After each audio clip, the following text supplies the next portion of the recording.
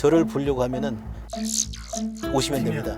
왜 그러지? 이거 차가 네 이런 부분을 고쳐야 된다 그래서 제가 대통령에게 이제 5가지를 권하고 얘기를 했습니다만은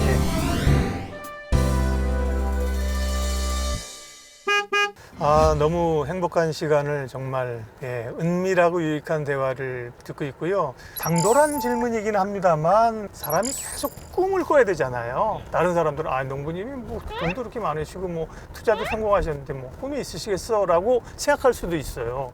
어떤 그 꿈이 있으세요? 제 소망은 뭐 대한민국이 모두가 좀 더불어서 네. 잘 살았으면 좋겠다는 생각을 항상 가지고 삽니다. 그래서 저는 주식 투자를 권유하면서 살아왔습니다. 네. 그런데 아쉽게도 그 IMF 이후에 우리 증권 시장은 외국인들이나 일부 소수 지배주들에게 예속이 돼서 우리 국민들이 기업의 성과를 제대로 공유치 못하고 있어 왔거든요. 정말 주식 투자를 농부가 농사짓듯 투자해도 기업의 성과를 이렇게 공유할 수 있는 그런 환경이나 문화를 만드는데 조금이라도 애를 쓰려고 노력을 하고 있습니다. 네. 특별히 젊은 분들이 참 안쓰러워요. 2030이나 젊은 분들에게 조금 조언해 주세요. 뭐 요즘 이제 다들 어렵다고 얘기를 합니다. 네. 그냥 단지 이제 저희들 세대는 압축 성장을 해오는 시기이기 때문에 누구나 좀 노력만 하면은 다 이렇게 사는 문제에 대해서는 문제가 없었거든요. 근데 요즘은 정말 희망이 없는 것처럼 보일 수도 있다라고 보거든요. 근데 저는 그렇게는 생각하지 않습니다. 네. 기성세대 눈으로 바라보면은 요즘 젊은 사람들이 어떻게 살을까? 저도 뭐 자식들을 이렇게 키우고 있지만은 네. 그런 걱정을 이렇게 하는 것은 기운 것 같아요. 나름대로 그 잘하고 사람들도 있다. 자기 그 나름대로 그 최선을 다해서 이렇게 돌파하려고 이렇게 노력을 하고 있으니까 그냥 그 사람들을 믿고 응원해주고 이렇게 하면 되는데 요즘 이제 이 주식시장만큼은 그 코로나 팬데믹 이후에 많은 사람들이 그 증시로 들어왔잖아요. 네. 들어왔는데 손해 본 사람들이 그러게요. 8, 90%더라고요. 그리고 동학개미 운동으로 표방되는 최근에 이 장에서 투자자들이 돈을 좀 벌었다가 지금 주가 하락하면서 다 손실로 돌아섰어요. 그러면서 야, 주식은 정말 안 되는 거구나.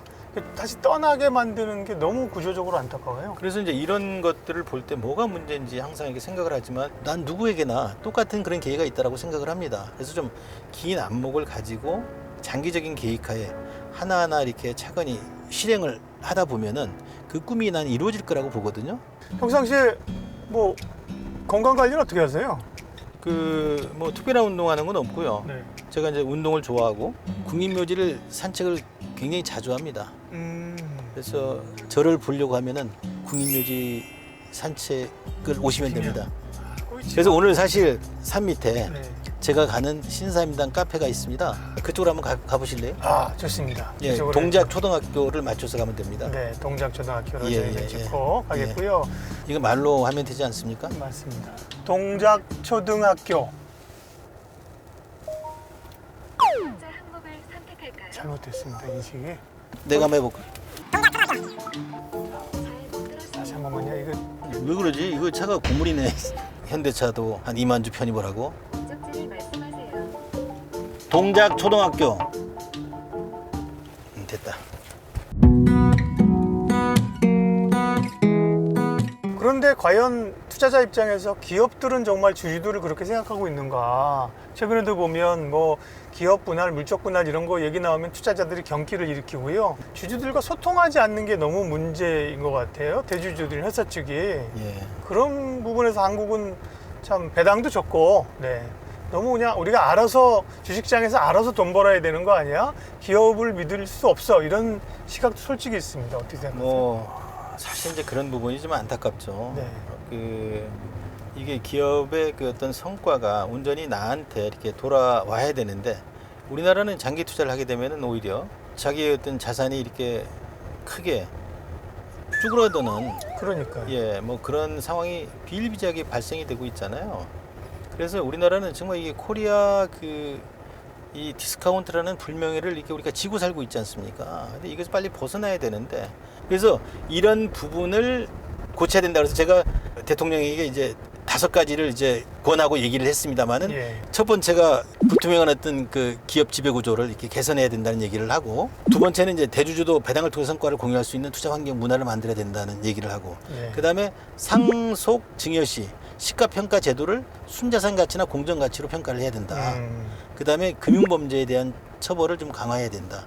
그리고 초중고등학교에 투자 경제 교육을 시켜야 된다. 그래서 그 5가지 중에서 제가 가장 중요하게 생각하는 것은 대주주도 배당을 통해 성과를 공유할 수 있는 투자 환경 문화가 만들어져야 된다. 이게 만들어지면은 우리는 지금 이제 배당소득 분리과세가 15.4%지 않습니까? 예.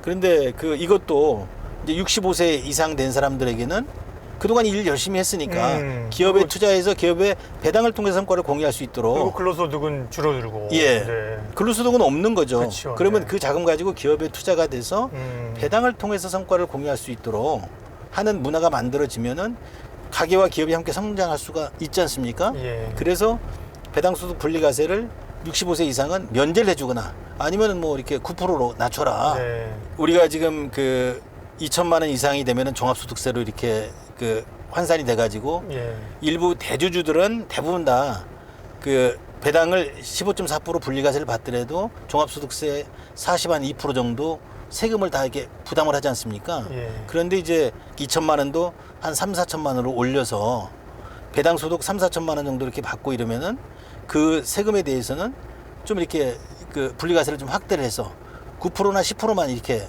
내고 투자를 해서 그 배당을 통해서 성과를 공유하면서 살 수 있도록 해야 된다라고. 난 이게 최고의 어떤 복지 정책이고 난 경제 정책이라고 생각을 하는 거거든요. 네. 그리고 이제 두 번째는 이게 상장사 시가 평가 제도를 순자산 가치나 공정 가치로 해야 되는데 이걸 시가로 지금 하고 있지 않습니까? 그러니까 시가대로 하다 보니까 시가가 움직이는 거고 일부러 뭐 상속이나 이런 걸 위해서 주가를 막 누르기도 하고 뭐 그렇죠. 이러잖아요. 예. 오히려 이제 지배주주나 경영진들이 회사의 가치를 훼손해서 주가가 빠지면 그러니까요. 오히려 더 낮은 가격에 상속이나 정의가 되니까 네. 오히려 그 사람한테도 이렇게 이득이 가는 그런 구조를 왜 고위 관료나 뭐 국회의원들 아니면 뭐 이렇게 고위 학자들이 예. 이런 부분에 대해서 왜 얘기를 안 하는지 저는 참 이해가 안 되더라고요. 그래서 이 상장사 시가평가 제도와 더불어서 이제 상속 증여세 문제도 사실 이제 50%지 않습니까? 30억 이상이면 예. 50%거든요. 근데 이제 대부분 이제 기업주들은 대주주들이 많잖아요. 네. 그러면 금액도 크고 이러니까 50%에서 할증해가지고 하면은 65% 이상 세금을 내다 보니까 누구나 다 절세하려고 할 거 아닙니까? 네. 그래서 이런 부분을 좀 정상화 좀 시켰으면 좋겠다. 그래서 OECD 국가에 맞게끔 30% 미만으로 그 정도로 낮춰서 엄격하게 집행을 하고 대신 기업 거버넌스를 이렇게 개선을 시켜 투명하게 한다고 하면은 예. 우리 사회가 굉장히 건강하고 희망 있고 활력 있는 사회가 되지 않겠습니까? 저는 그 두 가지만 좀 이렇게 해줬으면 좋겠다라는 네. 얘기를 좀 드리고 싶어요. 네. 그리고 이제 네. 기업을 정말 사랑하니까 좋아하니까 아끼니까 투자를 해주는 거 아닙니까? 그러면 이제 경영인들도 지배주주들도 그런 사람들을 좀 이렇게 배려 좀 했으면 좋겠다. 배려라는 게 이렇게 어려울 시기에 투자를 해줘서 고맙다. 이런 얘기 듣고 이러면은 투자자들은 정말 감개무량해서 어려워도 팔지 않고 더 투자해서 도와주려고 할 거라고 저는 생각을 네. 합니다. 투자자들은 준비가 돼 있는데 이익만 이렇게 추구하다 보면은 우리 사회가 건강히 갈 수가 없지 않습니까? 그러니까 동행을 하려면 사실 믿음이 있어야 동행하잖아요. 그럼요. 예. 이 사람과 가면 옳은 길로 간다. 힘들어도 정직하다는 거 있어야 되는데 일단 정부나 우리 제도 측면에서 할 수 있는 해야 되는 측면이 있고 다음은 이제 기업 경영을 하는 분들인데요. 특별히 사실은 우리나라의 재벌 대기업들이 그동안 1세대, 2세대에서 성장 시대를 살면서 사실 주주나 공정이나 이런 거를 배려하지 못했어요. 그런데 최근에 저는 사석에서도 많이 만나보면 지금 대기업의 3세대들이 하는 걸 보면 굉장히 희망이 있다 이런 생각을 하는 저도 네, 지금 네. 우리나라 이제 글로벌 기업들, 대기업들은 예. 굉장히 지금 이렇게 앞서서 네. 지금 이 ESG 경영이라고 얘기를 하지 않습니까? 예. 저는 ESG 경영이라는 얘기를 전 별로 하지 않습니다.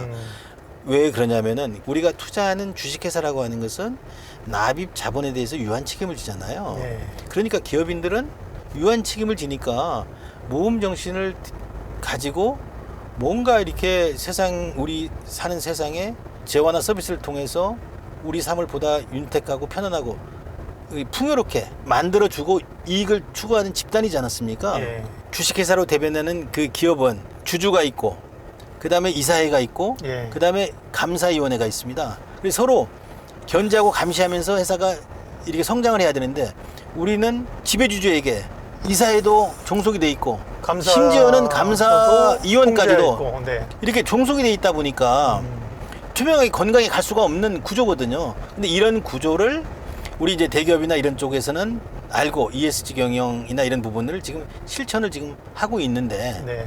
정말 지금 우리가 경제 10위잖아요. 어떻게 보면 또 5천만 그 인구 중에서는 경제 7위까지 올라온 경제 대국이 됐습니다. 네. 이런 어떤 불투명한 어떤 이게 그 기업 지배 구조하에서도 정부와 기업이 함께 협업해서 이렇게 좀 왔거든요. 국민의 힘이 뒷받침이 돼줬고. 예. 근데 지금은 이제 우리가 선도사회, 선도국가로 가려고 그러면은 이 주식회사라고 하는 제도가 그 정착이 돼서 이 하나의 그 공동체, 우리가 가게, 기업, 국가가 있지 않습니까? 우리 살아가는 데 있어서 가게나 국가는 굉장히 이렇게 그 민주화되어 있습니다. 근데 기업은 아직도 민주화되어 있지 않지 않습니까? 그래서 제가 지금 이제 주주민주주의 운동을 지금 벌이고 있습니다. 주주민주주의라고 하는 것은 사회민주주의가 아니라 기업의 민주화를 얘기하는 거거든요. 기업의 민주화가 이루어져야 우리 사회가 이제 더 한 단계 선도형, 선진국가로 갈 수 있다라고 저는 생각을 합니다. 그 말씀 나오신 길에 그 우리 연기금이나 국민연금의 기능에 대해서는 어떻게 생각하세요? 왜냐하면 당연히 글로벌 투자를 해야 되고, 그래서 글로벌 투자 많이 하는데, 그러다 보니까 뭐 국내 주식 투자의 지분은 제한돼 있고, 연기금 매물이 시총이 올라버려 가지고 팔고. 국민연금은 뭐 우리나라 전 세계적으로도 굉장히 가장 큰 펀드 중에 하나지 않습니까? 3대 펀드 중에 하나인데, 국민연금이 지금 이제 해외 투자를 많이 하고 있습니다. 저는 이거 바람직하지 않다고 봅니다. 네. 저는 적어도 그 30% 이상은 우리 기업에 투자를 해야 된다.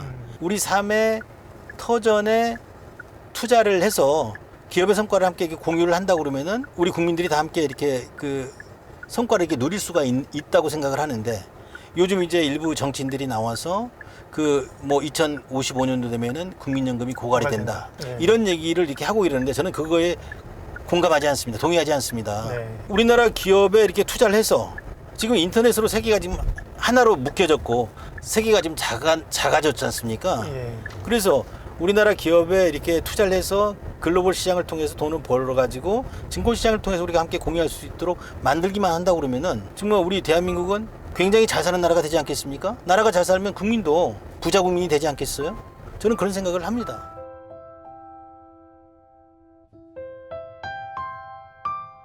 오늘 주식농부님을 모시고 목적지까지 도착했습니다. 저희가 또 이렇게 오늘 와주셨는데 감사의 마음을 표하기 때문에 작은 선물을 준비했는데요. 주식초등학교 하면서 뽑으시면 네 선물을 드릴 겁니다. 아, 네. 하나 골라주십시오. 핑크빛으로 뽑겠습니다. 역시 열정남이십니다. 네, 핑크필 꼽으셨는데 아, 제가 펴봅니까? 네, 펴보시죠. 우와, 오, 쌀 20kg. 네. 우와, 감사합니다. 쌀 20kg. 쌀을 뽑으셨는데 와, 쌀 20kg를 어깨에 메고 갈 수 안 됩니다. 있습니다. 그러시면 안 됩니다. 기프트콘으로 드리면 기프트콘을 가지고 사모님한테 주문하면 집으로 배달을 해주는 시스템입니다. 오늘 정말 이렇게 픽업에 함께 해주신 주식농부님께 너무 감사를 드리고 행복한 시간이었습니다. 고맙습니다. 네, 고맙습니다.